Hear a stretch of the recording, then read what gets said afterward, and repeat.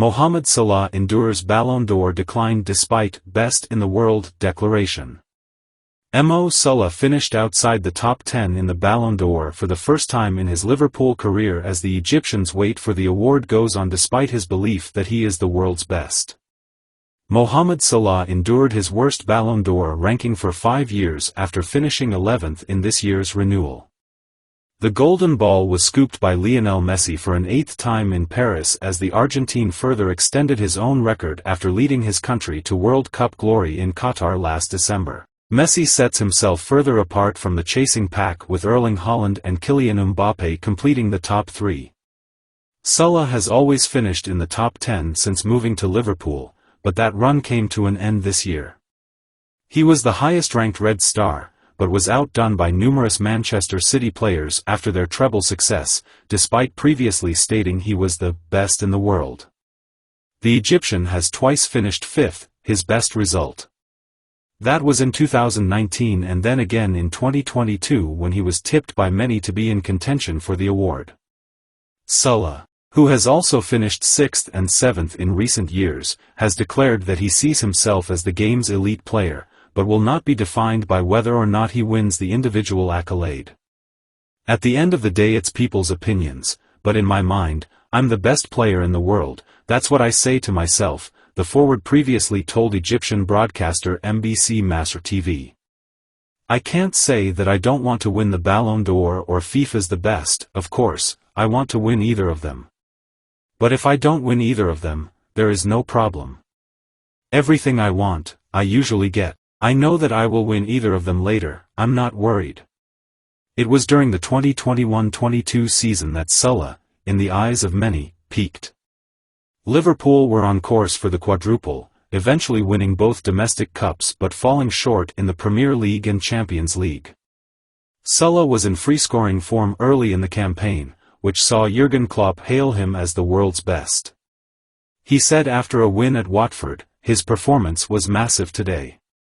The pass for the first goal was great and the second goal was special. He is top. We all see it. Who is better than him? We don't have to talk about what Messi and Ronaldo have done for world football and their dominance. But right now, he is the best. Currently, George Weah is the only African to ever win the Ballon d'Or, doing so in 1995 when he played for AC Milan. Since then Sadio Mane is the only man to make the top 3, doing so last year when he finished behind winner Karim Benzema. Liverpool star Luis Diaz told not to return to Colombia amid search for kidnapped father. The father of Liverpool forward Luis Diaz is still missing after being kidnapped at the weekend, with Colombian military force now mounting a rescue mission in an attempt to find him. Luis Diaz has been urged not to travel to Colombia as the military searches for his kidnapped father. The Liverpool striker, 26, was told it was for his safety, according to a source close to the family. His parents were snatched at gunpoint near their home in Barrancas on Saturday. The couple had been filling their truck with petrol when thugs on motorbikes hijacked the vehicle and drove it towards mountains in the north. His mother, Silenis Marulanda, was later rescued. No criminal organization has yet taken responsibility, but ministers said they aim to block the gang from reaching Venezuela, amid fears they were trying to cross the border.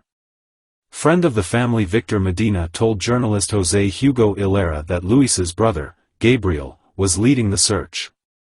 Mr. Hilera reported that Luis had been advised by family and authorities not to travel. William René Salamanca Ramirez, of the National Police Force, said on Sunday that he had spoken to the worried footballer by phone. There is a £40,000 reward. On Monday, Colombia's Attorney General, Francisco Barbosa, insisted he believed that Diaz's father could have been taken to Venezuela already. He told reporters, "We have information that he could, at some point, be in Venezuela. If he ends up crossing the border and he's in Venezuela, we have to ask Colombia, President Gustavo Petro, to help us with freeing Luis Diaz's father." Contact has now been made with the authorities in Venezuela, with more troops set to be deployed to patrol the border. Colombia's Football Federation have also issued a plea to those who had kidnapped Diaz's father. We ask the captors of Luis Manuel Diaz, father of Luis F. Diaz, to release him immediately, without conditions, their statement said. Football is peace. Luis, we are with you. Colombia is with you. Roy Keane tears into Erik ten Hag's daring Man United decision after Liverpool warning. Manchester United suffered another embarrassing defeat against Manchester City on Sunday, leaving question marks over Erik ten Hag's decision-making at Old Trafford. Roy Keane has questioned Erik ten Hag's decision to give Bruno Fernandes the armband at Manchester United, insisting he is not captain material. Fernandes, 29, produced a disappointing display in United's 3-0 defeat to local rivals Manchester City at Old Trafford on Sunday. Erling Haaland scored a brace for Pep Guardiola's Premier League champions before setting up Phil Foden for the third goal. Ten Hag took the captaincy off Harry Maguire and gave it to Fernandes during the summer. The Portuguese midfielder spent much of last season captaining United in the English defender's absence, as Maguire struggled to find form and get into the starting 11. That was a risky move by Ten Hag due to Fernandes' antics in the 7-0 defeat at Liverpool in March. His behavior during United's capitulation was labelled a disgrace by Gary Neville on commentary, as he failed to stop Liverpool's onslaught.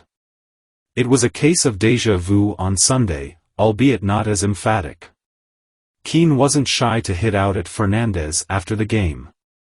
He told Sky Sports, "The one thing I would do, after today having watched him again, would definitely take the captaincy off him, 100%. I know it was a big decision to change the captaincy with Maguire, but Fernandes is not captain material. I think he's a talented player, but what I saw today, we've discussed this before. I was at Liverpool last year. His whinging, his moaning, constantly throwing his arms up in the air. It really isn't acceptable. It has to start somewhere, and where do you make changes, manager? Board level? It starts with that, the captaincy, because the manager is capable of doing that. Hold his hands up and say he got it wrong. Fernandes is a great player, but he's the opposite of what I would want in a captain." As Keane mentioned, he was at Anfield to watch United's 7-0 loss to Liverpool thanks to his punditry work for Sky.